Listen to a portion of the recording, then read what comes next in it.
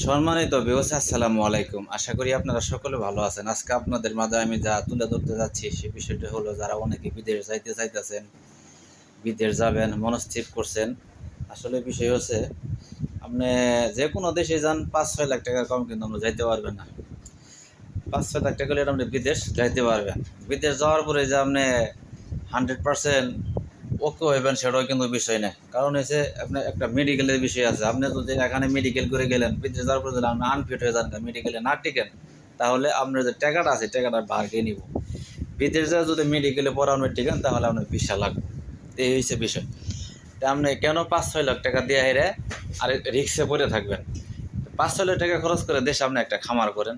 খামার একবার করে দেখেন না, যদি আপনাকে গরু শুট করে, তাহলে আপনি দেশের বাড়িতেই ৫০,০০০ টাকা ইনকাম করতে পারবেন ৫-৬ লাখ টাকা খাটায়।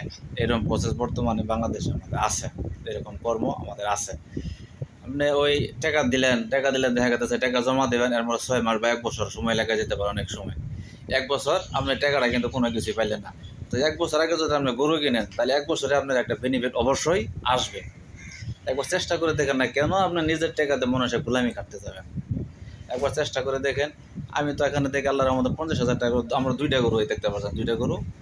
তাই আমার বাছুর মারা গেছে, যদি বাছুর মারা না যাইতো তাহলে আমি আরও বেনিফিট করতে পারতাম। তো যাই হোক, আল্লাহ আমার ভাগ্যে রাখে নাই, হয়তো এবার মারা গেছে, তার জন্য আমি হাল ছেড়ে দিলে আমার চলবে না।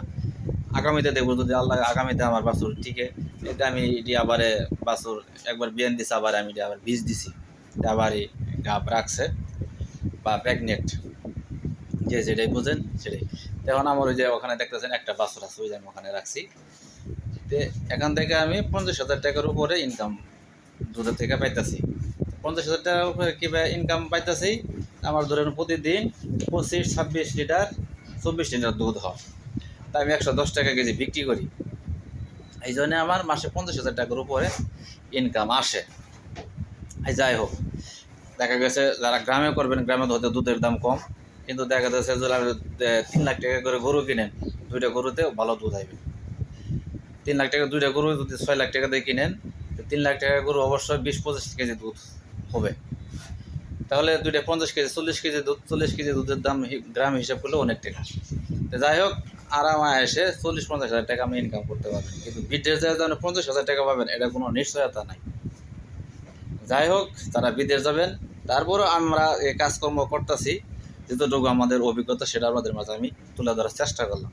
বাদ বাকি চিন্তা ভাবনা হয়েছে আপনার আপনার আপনি কী করবেন। যাই হোক, সবাই ভালো থাকবেন, সুস্থ থাকবেন, যা কাজ করবেন চিন্তা ভাবনা করে করবেন। আসসালামু আলাইকুম।